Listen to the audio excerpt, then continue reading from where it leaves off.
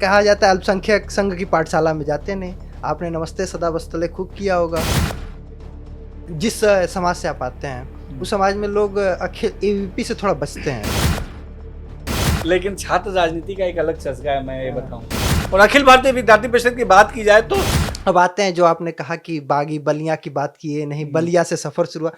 चूंकि आपका ये था क्योंकि ये कहानी आपकी और एस जयशंकर जी की एक तरह है। उनके पास भी अचानक फोन आया, आपके पास भी अचानक फोन आया। दोनों लोग कहीं मतलब जिक्र में भी नहीं थे शुरू से।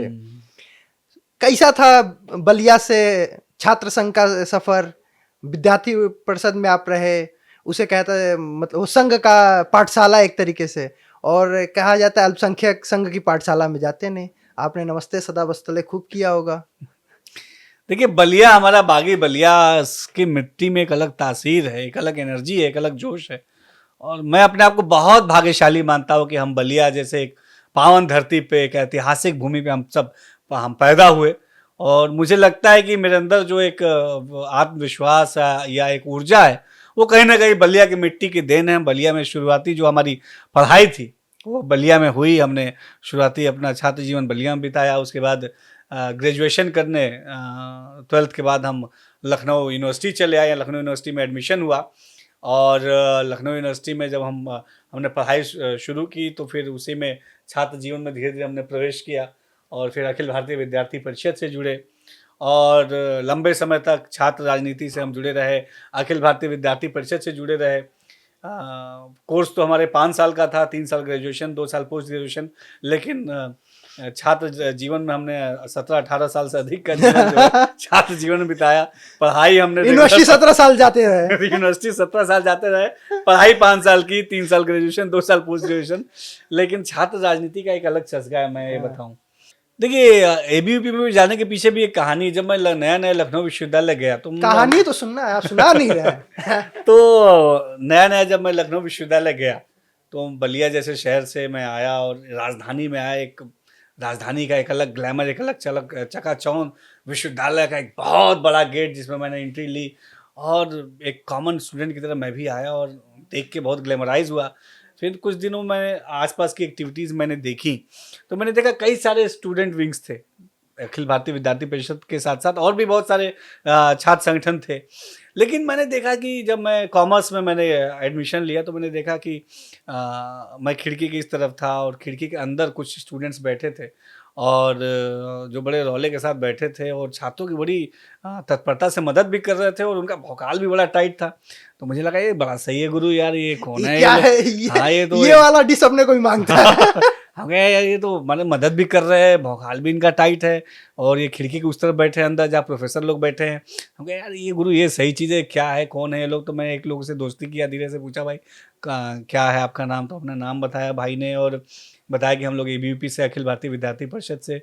तो एक छात्रों की सेवा करने की तत्परता और एक जो मेरे अंदर के का जो छात्र नेता है उसने अखिल भारतीय विद्यार्थी की परिषद की तरफ हाथ बढ़ाया और निश्चित तौर पे वही मैं जो जुड़ा 2005-06 में, तो हम लोग बहुत लंबे समय तक अखिल भारतीय विद्यार्थी परिषद में हमने काम किया, अलग अलग दायित्वों पे काम किया। और विद्यार्थी परिषद की एक बात है कि विद्यार्थी परिषद मुझे एक मात्र ऐसा छात्र संगठन लगा जो ईमानदारी से छात्रों की मदद करता था और दूसरा एक छात्र नेता वाला ये था कि टीम भी मजबूत थी, भौकाल भी टाइट था, वीसी के ऑफिस में घुसना और छात्रों की बात दमदारी से करना, अपनी बातों को मनवाना किसी भी तरीके से।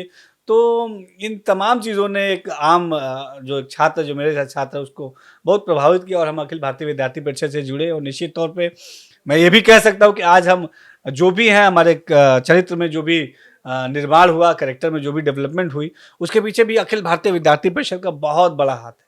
अच्छा, जिस समाज से आप आते हैं उस समाज में लोग अखिल एबीवीपी से थोड़ा बचते हैं, एनएसयूआई की तरफ बढ़ जाते हैं। तो आपने जब इसको ज्वाइन किया तो आपके रिश्तेदार, घर परिवार, ये कहाँ जा रहे हो? मैंने संघ का एक प्रकल्प है, आरएसएस का एक प्रकल्प है एबीवीपी, वहां पे भी लोग उस समय आपको शाखा लगाना पड़ा होगा, नमस्ते सदा वस्तले मातृभूमि त्वया हिंदू भूमि सुखम वर्धितो हम करना पड़ा होगा। तो किसी ने बोला, किसी ने अपोज किया? देखिए, अखिल भारतीय विद्यार्थी परिषद से हम जुड़े छात्र हित के लिए और छात्रों को नई दिशा में आगे बढ़ाने के लिए। और मुझे नहीं लगता मेरे घर में किसी ने मुझे इस बात से टोका। मेरे पिताजी भी थोड़ा सख्त प्रवृत्ति के थे, लेकिन उन्होंने भी कभी मुझे इस चीज़ के लिए नहीं टोका। और मेरे परिवार ने हमेशा बहुत सपोर्ट किया। बस मेरी माताजी का ये कहना था कि बेटा जिस लाइन में भी जाओ ईमानदारी से काम करना, कोई ऐसा काम ना करना जिस पे लोग तुम्हारे ऊपर या परिवार के ऊपर उंगली उठाएं, और अपना करियर को कैसे आगे ले जाना। एक आम मध्यम परिवार जो सोचता है कि बेटा पढ़ ले लिखे सेटल हो, कुछ कमाए, नौकरी करे, जीवन में आगे बढ़े, पूर्वांचल के माई बाप की सबसे बड़ी दिक्कत होला ये रहेला समस्या, ये कि बाना। भाई लेकिन दूध जून के रोटी पहले हो जा। लेकिन परिवार ने भी बहुत सपोर्ट किया। मैं धन्यवाद दूंगा अपने माता पिता का भी, और तमाम अपने गार्जियंस का भी, अपने दोस्तों का भी, सबने सपोर्ट किया। बिना अपने साथियों के, परिवार के सपोर्ट के निश्चित तौर पे हम यहाँ नहीं पहुँचते। और अखिल भारतीय विद्यार्थी परिषद की बात की जाए तो अखिल भारतीय विद्यार्थी परिषद को जाति धर्म मजहब के बेड़ियों में उसको जकड़ना ये गलत होगा। अखिल भारतीय विद्यार्थी परिषद इन सबसे बहुत ऊपर है। अखिल भारतीय विद्यार्थी परिषद एक अलग चीज़ है, एक अलग दुनिया है। मैंने बहुत मतलब क्या बोलते हैं, ईमानदारी से अखिल भारतीय विद्यार्थी परिषद में काम किया, और बड़े अखिल भारतीय विद्यार्थी परिषद ने हमें बहुत कुछ सिखाया एबीवीपी ने।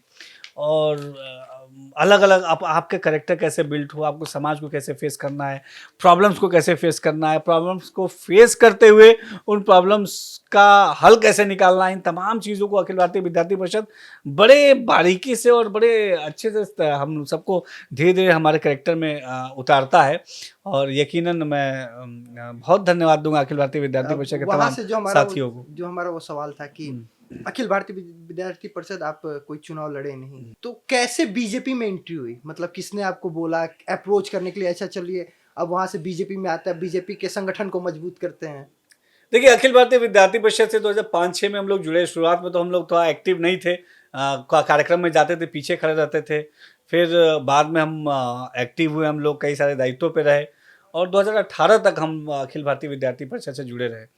2018 में उत्तर प्रदेश में, 2017 में जब सरकार बनी भारतीय जनता पार्टी के, माननीय मुख्यमंत्री जी योगी आदित्यनाथ जी मुख्यमंत्री बने, तो 2018 में सीधे मुझे अखिल भारतीय विद्यार्थी परिषद तब मैं काम कर रहा था, फिर सीधे मुझे लैंग्वेज कमेटी का मेंबर बनाया गया 2018 में। तो मैं विद्यार्थी परिषद से सीधे जो है सरकार का एक भाग बना, एक language committee, Urdu language committee का मैं मेंबर बना 2018 में। 3 साल का कार्यकाल होता है, 3 साल हमने वहाँ सरकार के माध्यम से भाषा के लिए काम किया, अलग अलग भाषा के लिए, ख़ासतौर पे उर्दू भाषा के लिए काम किया।